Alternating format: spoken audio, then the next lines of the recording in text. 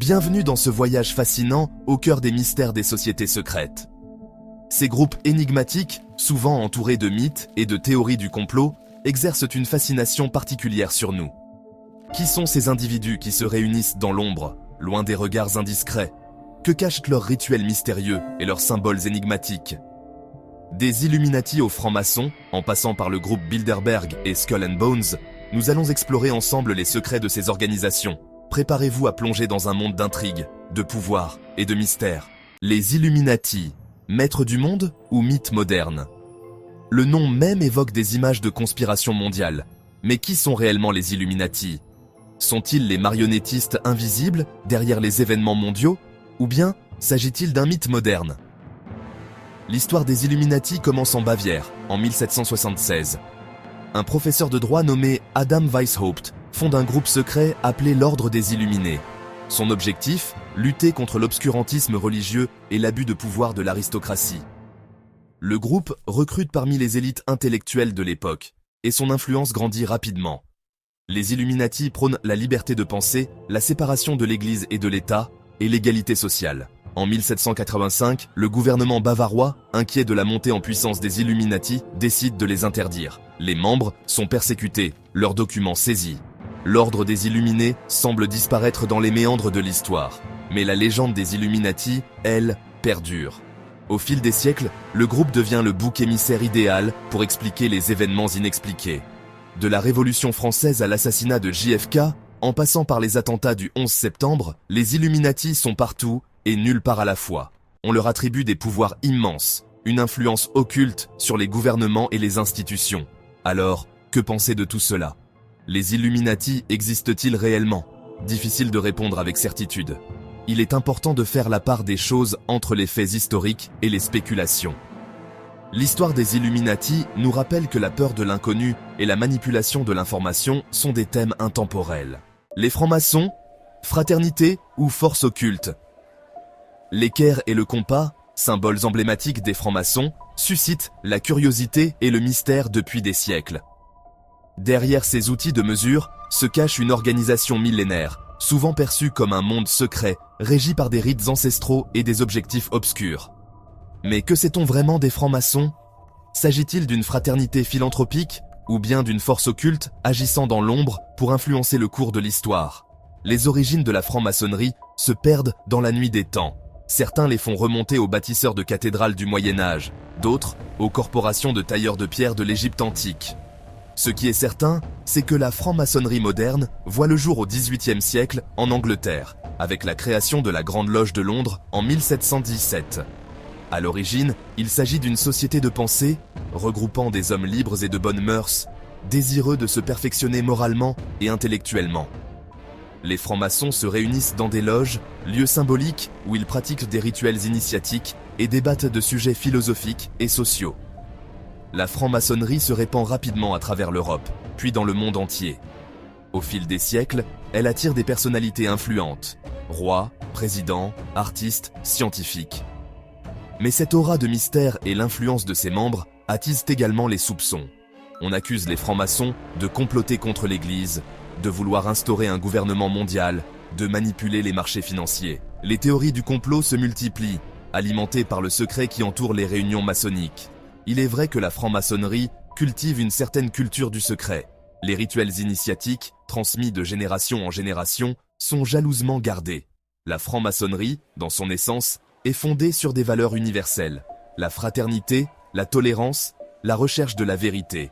Plutôt que de céder à la fascination morbide pour les complots, il est important d'aborder la franc-maçonnerie avec un regard critique et nuancé. Le groupe Bilderberg, forum de discussion ou gouvernement mondial secret. Imaginez un instant, les personnalités les plus puissantes du monde, chefs d'État, PDG de multinationales, banquiers, membres de la royauté, réunis chaque année dans un hôtel de luxe, à l'abri des regards.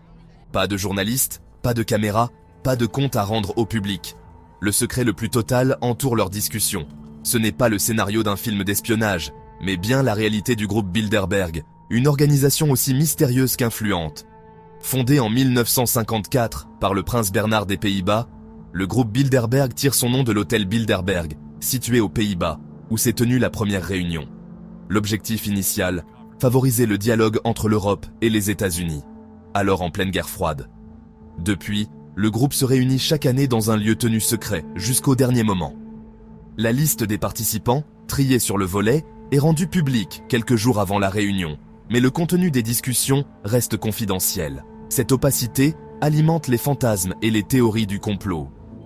On accuse le groupe Bilderberg de tous les maux: manipulation des marchés financiers, ingérence dans les élections, décisions politiques prises en catimini. Pour certains, il ne fait aucun doute que le groupe Bilderberg est le véritable gouvernement mondial, agissant dans l'ombre pour servir ses propres intérêts. Les défenseurs du groupe Bilderberg arguent qu'il ne s'agit que d'un forum de discussion informel, permettant aux élites mondiales d'échanger leurs points de vue sur les grands enjeux du monde. Pourtant, la présence de personnalités aussi influentes, la confidentialité absolue des débats et l'absence de transparence nourrissent les soupçons. Comment croire que des décisions importantes pour l'avenir du monde ne soient pas prises lors de ces réunions secrètes? Il est indéniable que le manque de transparence du groupe Bilderberg est problématique. Le secret, qui entoure le groupe Bilderberg, est un terreau fertile pour les théories du complot. Skull and Bones, réseau d'influence ou tradition universitaire. Au cœur de l'université de Yale, prestigieuse institution américaine, se cache une société secrète entourée d'un halo de mystères et de rumeurs. Skull and Bones, littéralement crâne et os. Fondée en 1832, cette société exclusivement masculine compte parmi ses membres des personnalités qui ont marqué l'histoire des États-Unis. Président, sénateur, juge de la Cour suprême, PDG de multinationales. Un simple club étudiant ou bien un réseau d'influence tissé dès les bancs de l'université pour contrôler les leviers du pouvoir. Chaque année, 15 étudiants de 3e année de Yale sont sélectionnés pour rejoindre les rangs de Skull and Bones. Le processus de sélection est shrouded in secrecy, alimentant les spéculations et les fantasmes. On dit que les Bonesmen, comme on les appelle, sont choisis parmi l'élite de l'élite, des jeunes hommes issus de familles riches et influentes, promis à un brillant avenir. Les Bonesmen se réunissent 2 fois par semaine dans la tombe, un bâtiment austère et sans fenêtres situé sur le campus de Yale. Ce lieu est le théâtre de rituels étranges et de discussions secrètes. On raconte que les initiés doivent confesser leurs secrets les plus intimes et que des pactes d'allégeance y sont scellés. Parmi les rituels les plus étranges de Skull and Bones, on peut citer la vénération d'un crâne humain, surnommé Madame Germaine, et l'attribution de surnoms à chaque membre. George Bush, père, par exemple, était surnommé Magog lorsqu'il était membre de Skull and Bones. Le secret qui entoure Skull and Bones a donné naissance à de nombreuses théories du complot. On accuse la société d'être un vivier de la CIA, un groupe occulte contrôlant les finances mondiales, voire un repère d'Illuminatis. La surreprésentation des Bonesmen dans les hautes sphères du pouvoir américain ne fait qu'alimenter ces spéculations. Pourtant, les membres de Skull and Bones, lorsqu'ils acceptent de s'exprimer, insistent sur le caractère anodin de la société. Ils la présentent comme un simple club social permettant de tisser des liens d'amitié et de solidarité qui dureront toute la vie. N'oubliez pas de vous abonner et activer la cloche pour ne rien manquer de nos prochaines aventures.